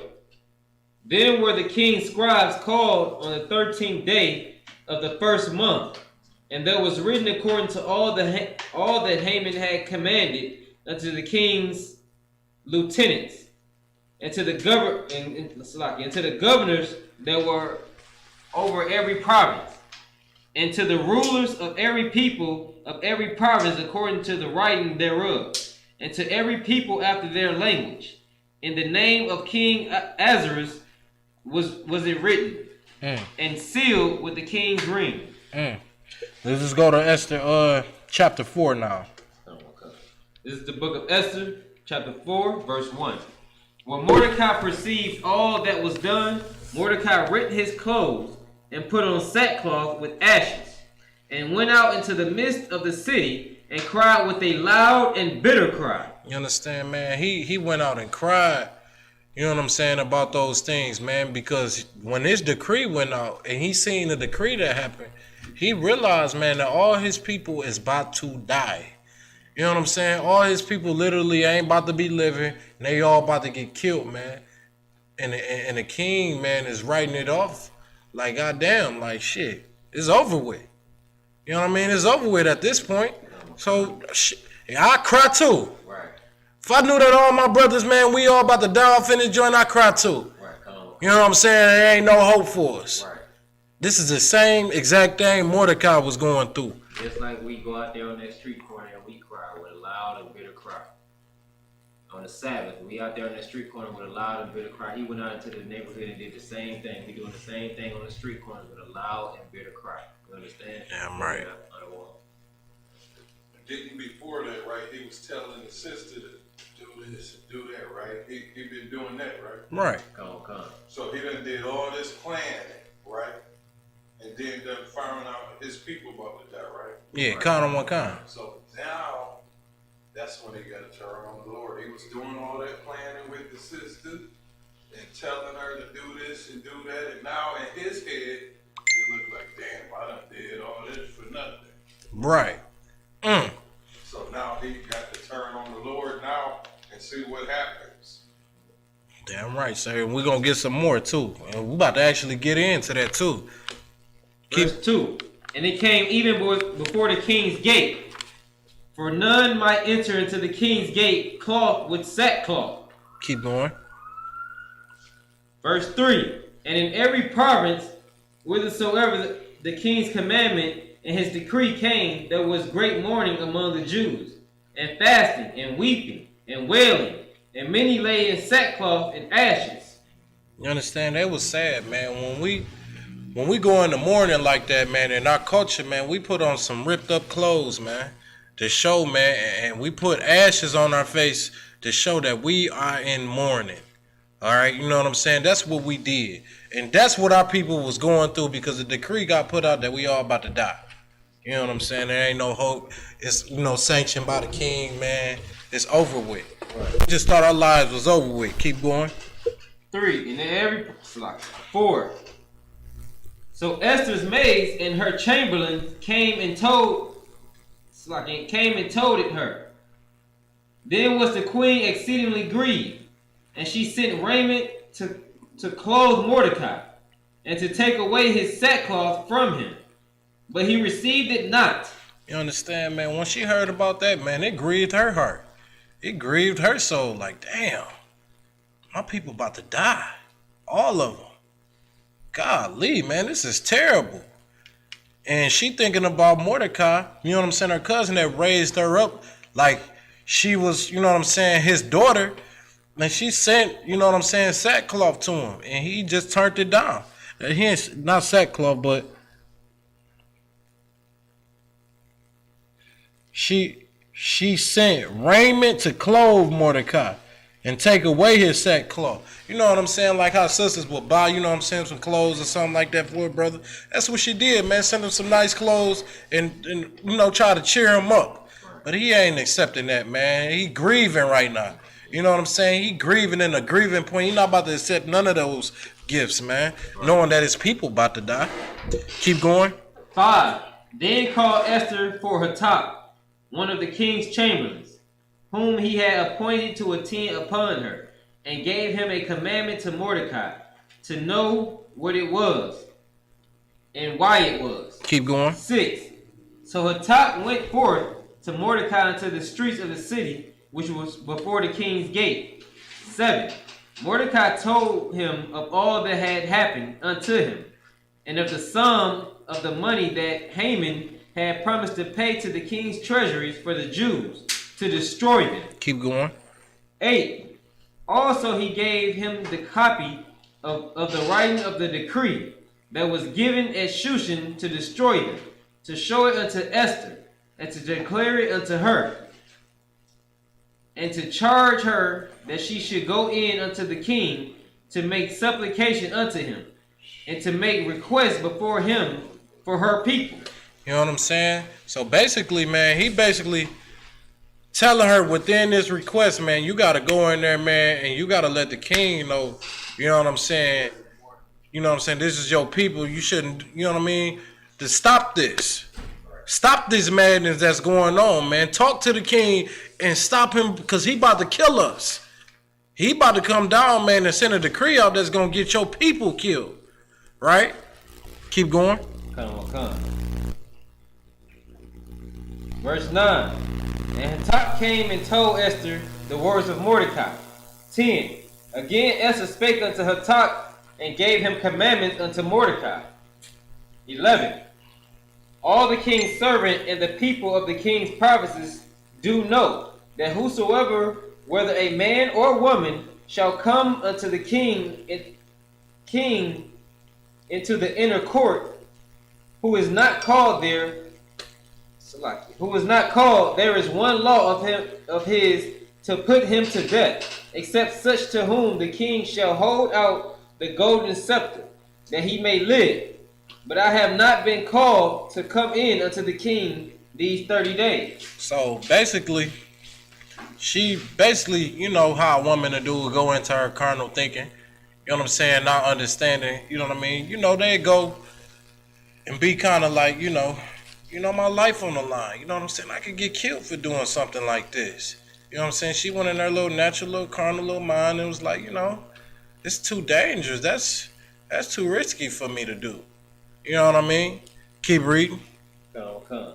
12. And they told Mordecai Esther's words. 13. Then Mordecai commanded to answer Esther, think not with thyself that thou shalt escape in the king's house more than all the Jews. Man, he told her and he kept it real swift with her. And he was not playing with Esther, man. He checked the hell out of her and said, listen, don't think for a second, man, that you gonna escape this punishment that's coming down on us, man. You know what I'm saying? Don't think that you gonna be able to escape these things. And you know what I'm saying? And he basically telling her, don't even have it in your mind to think that these things gonna go out and you gonna be all good and safe. Because you're not. You're gonna get destroyed too. It's gonna come and you gonna get destroyed too. Keep going. Go ahead. And it's same as today. As these stars, as they call them, are in the king's house. They close to the oppressor. You know what I'm saying? They got their riches and they think they gonna escape our fate. They think while we down here getting killed by the police, that they safe in the king's house. Which in all reality, those same struggles and damnations is gonna come to them too. Those same curses gonna come to them too. So think not just because you rich and you got all these luxuries and you close to the oppressor with your riches and he favored you, that you are gonna escape any of these oppressions that the rest of us Jews escape. You are not above us. You are going through the same curses regardless. That is very heavy, man. Big examples of that, man. Look at, you know what I'm saying, these black celebrity houses, man, they be thinking everything nice and cool because they got money, but they are suffering, man. They is suffering. Go ahead. They suffering, man. How many of them you done seen go broke? Back on the streets. You can't make another hit, so everybody just forgot about you. Your stuff ain't selling, and now you're bankrupt. You know what I'm saying? They fall off all the time, and they just like us. Or they getting locked up. You know what I'm saying? They done locked up Lil Wayne and snatched all his gold teeth out of his mouth surgically. You done got stripped of all this pride. He from the South. He from New Orleans, so you know they looking at that grill like it's major. Right. They done stripped it out of his mouth. Right. You understand? So don't think just because you in the king's house, because you got riches and wealth, and they treat you a little bit better than they treat the rest of us niggas, that you're gonna escape these curses. You're not. Damn right. Let's get some more. 14. For if thou altogether holdest thy peace at this time, then shall there enlargement and deliverance arise to the Jews from another place. And he basically saying, man, don't think that you are needed to carry out this order either, because you will get replaced. I don't think that, you know what I'm saying? And that right there, like women, our women gonna have to learn this thing right here, not to be selfish, man. Right. Like it's gonna come a time where a sister, man, in the UPK, you gonna have to stand up. You know what I mean? And hold strong and steady in times like this. Like this sister had to do something and not think about herself for once and think about her nation, man. Right. She had to think about her nation of people because they was in a state of dying. They was about to get killed. You know what I mean? So this sister, man, what she did, she had to really, really take that checking, man, and adhere to what Mordecai's saying because at the end of the day, you ain't needed for this mission. You will get replaced. You know what I mean? Keep going. Come. But thou and thy father's house shall be destroyed. You and your father's house gonna be destroyed, man. So basically what he just told her is, don't think of yourself. You sit up there in the king's palace thinking you gonna hide under all that wealth and in his favor, when in all reality the Most High used somebody else. He'll replace you and use somebody else, and then while somebody else is arising to help the rest of us Jews, you and your father's house gonna be destroyed. Right. You gonna be destroyed regardless. Now we getting saved and you destroyed because you failed to do what you was called to do. Right. Salaki. That was excellent. Keep going. But thou and thy father's house shall be destroyed. And who knoweth whether thou art come to the kingdom for such a time as this? Keep going. 15. Then Esther bade them return Mordecai this answer. 16. Go, gather together all the Jews that are present in Shushan, and fast ye for me, and neither eat nor drink 3 days, nights or day. I also and my maidens will fast likewise, and so will I go in unto the king, which is not according to the law. And if I perish, I perish. And if I what? If I perish, I perish. And listen, man, this sister said, listen, man, I'm going in. You know what I mean? I'm going in. I'm going to do this. You know what I'm saying? And I'm going to do this for my people. And she said it, man. Be there with me. Fast for me. You know what I'm saying? Fast for me 3 days and 3 nights. You know what I'm saying? I'm going to do it too. Me and my maidens, my crew, we going to do it too. The sisters that's in my room, we going to fast too. You know what I mean? Because I'm going in, and guess what? God damn it, if I die, I die. Right. That's what this sister said right here, man. You know what I mean? And guess what, man?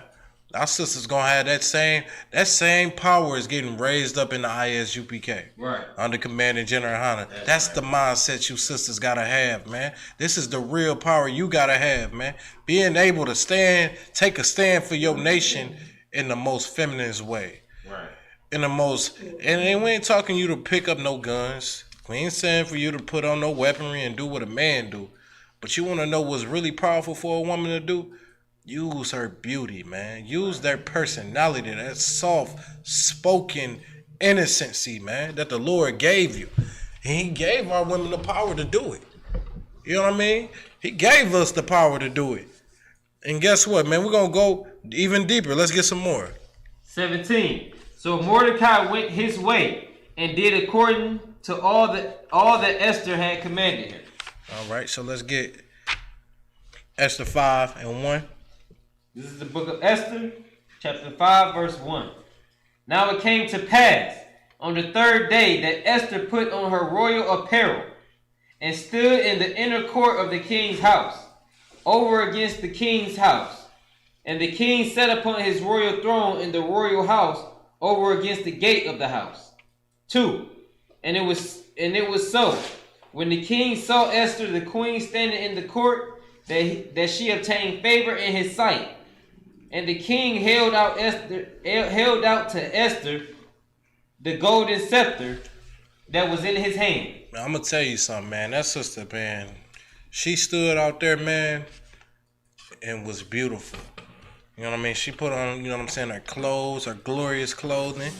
It's like her what clothing? Her glorious clothing. Glorious clothing. You know what I mean? And looking so beautiful. It's looking so good, man. Like that feeling when you see a bad sister. You know how you see a bad sister that's so fine, man. And she smiling, she kicking it with her girls. You know what I mean? And man, you want to go over there and holler at that. You know what I'm saying? This is exactly how Esther was doing, man. You know what I mean? Her glorious garments, her glorious clothing. So again, you can go into the Apocrypha. What could be Esther's? I think it's right here, 15 and 2. What could be Esther? The additions to the book of Esther, or it could just be Esther in the Apocrypha. Chapter 15, verse 2. You'll get more of a detailed description of this situation that she's in. So she didn't go put on no normal apparel. She went and put on her glorious apparel, which means she made herself to look real good. You know what I'm saying? When she in that dress and that heels, and you know the shape of a sister. You know what I'm saying? It's hard to hide it. So she in there, he seen her in the court, and she instantly obtained favor from him just by the sight. He just looked at her, and he already holding up the royal scepter. You know what I'm saying? Just to make sure that nobody do nothing to this sister when he seen her. Slack, what else you had a question, sir? And then like the way she was dressing, it wasn't like how women think now, where they think they show some body parts, Right. And because otherwise they would have wanted to take her into some back room. But she dressed glorious, meaning she covered herself up, and to a point where it made him wonder. He covered up and had some. I mean, she covered up and made him have a mystery in his head. A certain woman would have dressed up a certain way to where it wasn't no mystery. Right. It'd be nothing special about that. Right. So she occupied his mind. What they call it, little to the imagination. Like the leggings that you can see through when the lights hit it. This ain't that. She looked glorious, not whorish. Yeah, that sister was a mystery. Like a mystery. A mystery of how you drooling. If I could, glorious meant modest. Modest. Right. You know what I'm Right, saying? You know what I'm right. saying? She was covered up. Hair covered, you know what I'm saying? I don't want to interrupt y'all, brother. Does an excellent job. All on point. Priest officer 5,000 right there. Come on, come. Looking glorious, like our sister looking ISPK. Right, come on, come. Our sister, man. Damn sure.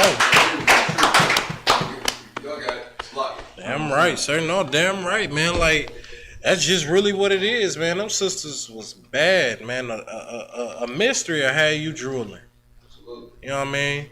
And we're gonna get it right here. You can start right there. Start at 1. This is addition to the book of Esther, chapter 15, verse 1.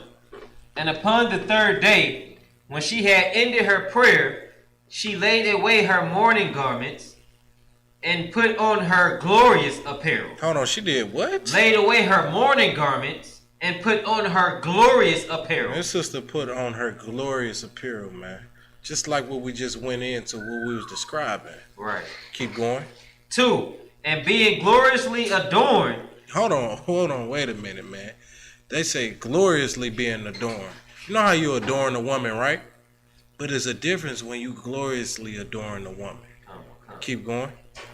And being gloriously adorned after she had called upon God, who is the beholder and savior of all things. She took 2 maids with her. And think about this, man. After she prayed to the Most High, man. Esther prayed to the Lord, this beautiful woman that was raised up by Mordecai, man. She prayed to the Most High, man. She called on to our power, the most terriblest power ever. You know what I'm saying? And guess what, man? The Lord heard and adhered to this sister, man. And so she went out there in that courtyard. She took a couple of her maids, right? Keep going. 3. Maidens, not like her maids, but her maidens, like her friends, right? Keep going. And upon the one she leaned, as carrying herself daintily. And think about that, though. Like, you know what I'm saying? You see a sister, man, you know how they be gathered with each other. They be laughing and chilling with one another, be leaning up upon each other and stuff. That's how this sister was. You know what I mean? Keep going.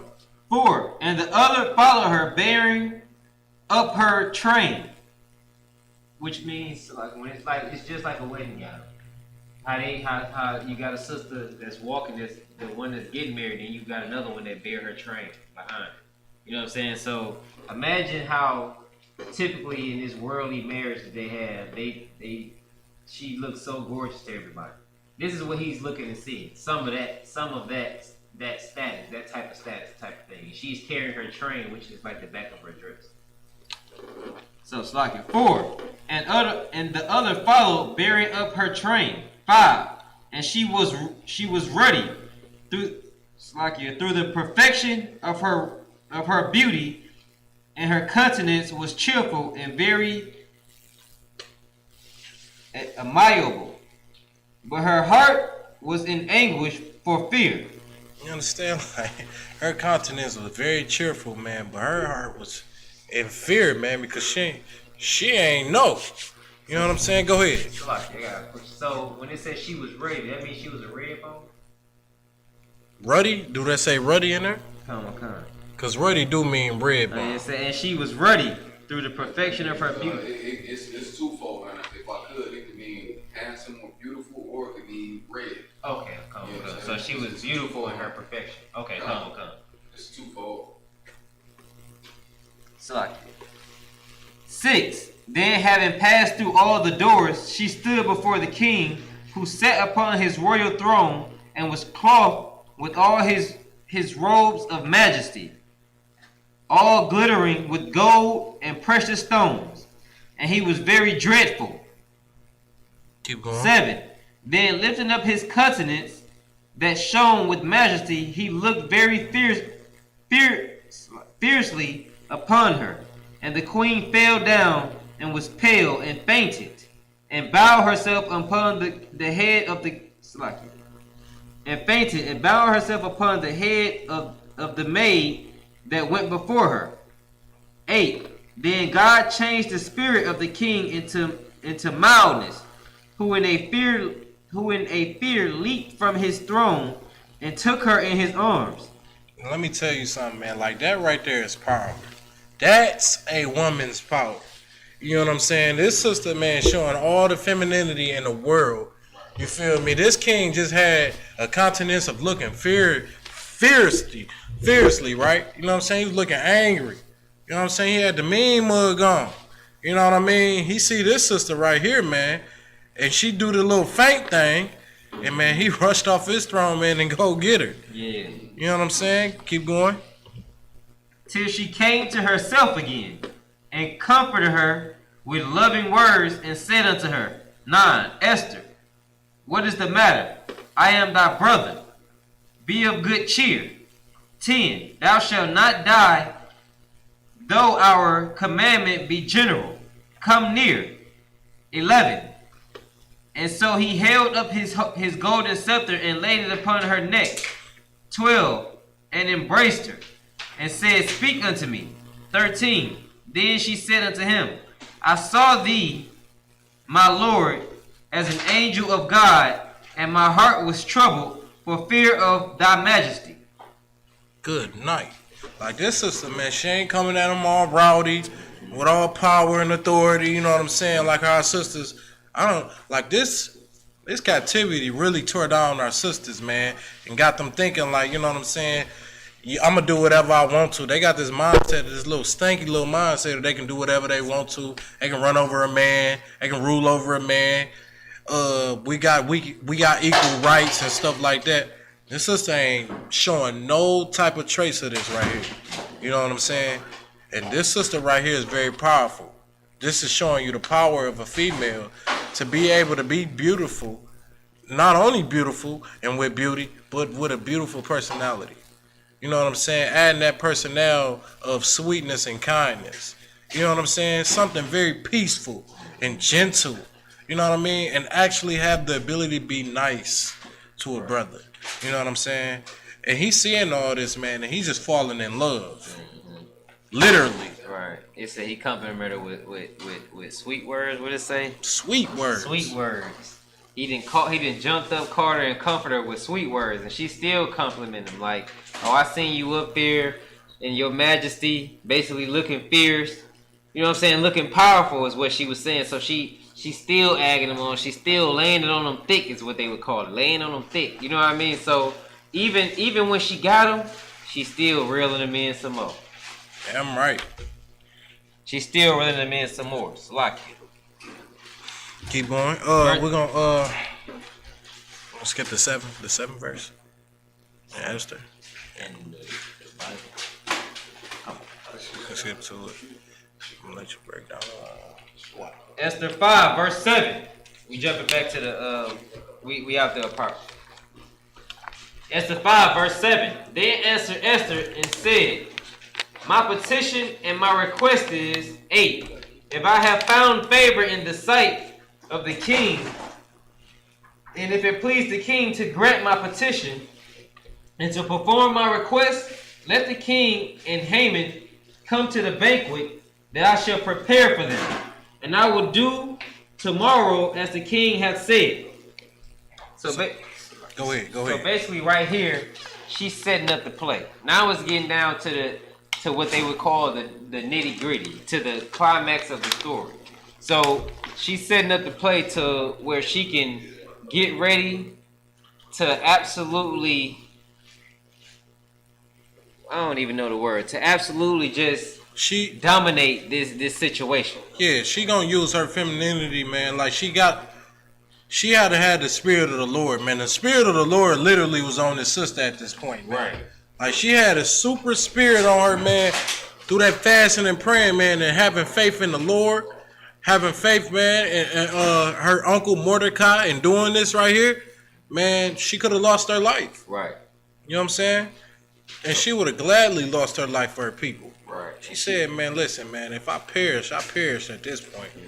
I got to do what I got to do for my people, man. And notice she was wise. She invited the king and she invited Haman, that Edomite, that Jewish, the Jewish dude, to her feet. You know what I'm saying? So she's setting up the play for the underlings. So you got we had verse 9. Then went Haman forth that day joyful and with glad heart. It's like it with a glad heart. But when Haman saw Mordecai in the king's gate, that he stood not up, nor moved for him, he was full of indignation against Mordecai. Man, they was enemies, boy. They was straight enemies with each other, man. Like Mordecai, man, and Haman, boy, they knew. Okay, keep going. Nevertheless, Haman refrained himself, and when he came home, he sent and called for his friends, and Zeresh his wife.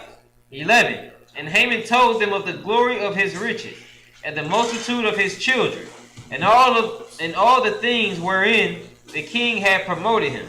That's what, you know what I'm saying, a typical oppressor, what he does, brag upon himself, you know what I'm saying, his power, his glory, his king, you know what I'm saying, his accomplishments. That's the thing that white, you know what I'm saying, our oppressors, they love to do that, man. They love to brag about their accomplishments they didn't have, they done done and conquered. Keep going.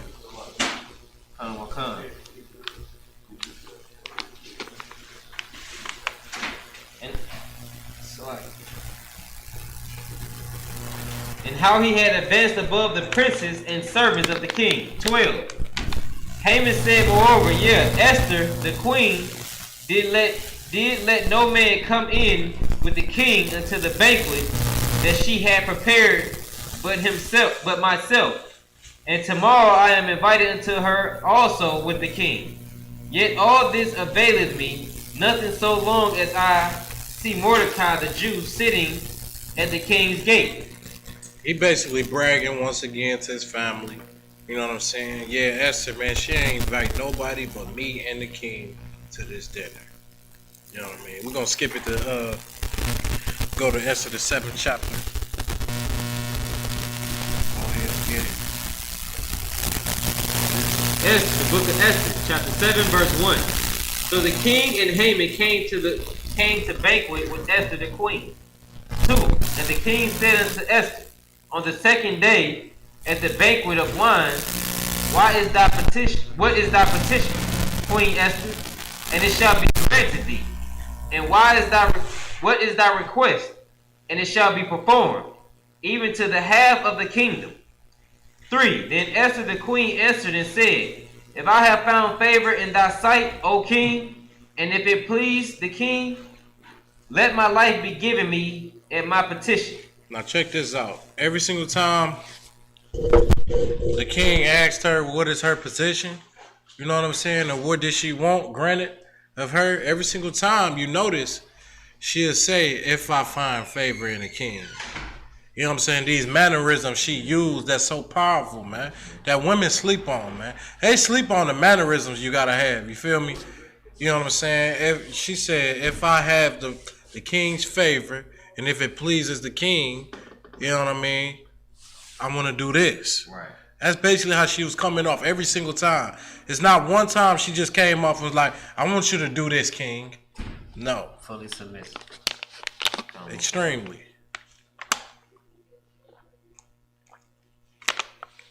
A lot of sisters say, man, they got the spirit of Esther, man. You ain't got the spirit of Esther. You ain't willing to die for this, man. Right. You ain't willing, man, to submit and be strong, man, to hold a masculine man down. As you can see in America, man, a masculine man is hated. They hate it in America, man. It takes a loving, strong, heavy woman to understand a masculine man and to love a masculine brother. You know what I mean? Keep going. Done will come. And my people at my request. 4. For we are sold, I and my people, to be destroyed, to be slain, to perish. But if we had been sold for bond men and bond women, I had held my tongue, although the enemy could not countervail the king's damage. Keep going. 5. The king Ahasuerus answered and said unto Esther the queen, who is he, and where is he that durst perform in his heart to do so? 6. And Esther said, the adversary and enemy is this wicked Haman. And you know what I'm saying? Man, listen. King Ahasuerus, he's like, man, who is this? Who did this? You know what I'm saying? Who coming up against you like this and coming up against your family? Who did this? And she was like, the wicked Haman. You know what I mean? He wanted to kill us all. He wanted to kill my whole family and my whole race. You know, it was the wicked Haman. Mind you, Haman was just, fuck if I may. Go ahead. Haman was just bragging to his family how he just got invited to the feast again. He got invited to the banquet again. He happy to be here. He feeling good. He second in commandment. He think he about to knock off all the Jews. Mind you, he done went and built the whole platform to hang the Jews, to kill the Jews. You know what I mean? He got the whole setup just ready to knock off all the Jews. Good night. And then she turned around and hit him with the boom. You know what I'm saying? She like, shoot, the enemy. She called him the enemy. It's Haman. You understand? Good night. And then we're gonna look at the reaction of Haman after these words and came out this beautiful, sweet sister's mouth. Then Haman was afraid. Haman was afraid, man. Man, it was over. He knew it was over, man. The way she said, the way this sister said it so sweet, and the way the king came to her defense, man, he was afraid, man. Keep going. Before the king and the queen. 7.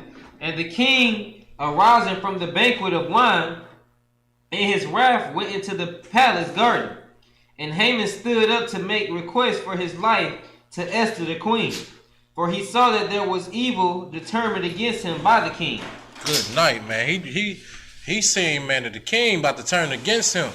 The king about to get wrath with him, man. So he about to try to beg to get in Esther's favor at this point. Keep going. 8. Then the king returned out of the palace garden into the place of the banquet of wine. And Haman was fallen upon the bed whereon Esther was. Then said the king, will he force the queen also before me in the house? As the word went out of the king's mouth, they covered Haman's face. Man, listen, man, they bagged his face, man. They put a bag over his face. Yep, they put a bag right over his face. They bagged his face. And guess what? Man, they took him, man, straight to his demise and his death. He ain't even know it was about to come like that. Excelaki. You know what I mean? They bagged him. You ever seen those movies? You ever seen Head of State where Chris Rock wife would pop up and be tripping on him, and all of a sudden he'd be like, security, and they throw the bag over his face and snatch her off screen. That's what they did to Haman. That's The exactly. kid walked in thinking like he really pleading to her, but he didn't fell on the bed trying to plead to her. He walked in like, dang, so you gonna force yourself on my woman too? And they threw it back. While the king talking, the men that came and threw a bag over his head and snatched him out. It's a lot. Yeah, they basically, man, got him up out of there fast, Right. quick, and in a hurry. You know what I mean? And, go to 9. And Harbonah, one of the chamberlains, said before the king, behold, also, the gallows 50 cubits high, which Haman had made for Mordecai, who had spoken good for the king, standeth in the house of Haman. Then the king said, hang him thereon. Good night. Man, that same little chap he was trying to trap Mordecai and all the Jews in, man, he fell into that same ditch, messing with the people of the Most High, man. You messing with the Lord's foe, man, this is bound to happen, man. You know what I mean? The Lord, man, protects us, man, within these scriptures. And guess what? This is why we honor this sister right here. She took a stand for her people, man, when it was time to do so, man. Sisters, man, y'all time's gonna come when y'all gonna have to take a stand, man. Y'all gonna have to take a stand for y'all nation, man. Y'all gonna when it's time, man, and somebody out there and they dissing your people and ditching them and putting them to the side, man. Some of you sisters might have to take a stand and stand up for your people, man. You know what I mean? Just like how Esther have done. Okay? And with that being said, man, that's pretty much the breakdown of the story of Esther, man. We're going to go ahead. We're going to definitely close this out. We're going to be back tomorrow. You know what I'm saying? We're going to be back here 7 o'clock tomorrow. We're going to break it down. We're going to go into it fully again. You know what I'm saying? And with that being said, we're going to close it out, all right? Men of Israel, I Majim Shabbat, I Majim Barak, Yahweh Hashem Yahushua Barakatah, Yashmatah, so, I Majim Shabbat, I Majim Barak, Yahweh Shemar Alatah Hashem Yahushua, Yashmatah, dismissed.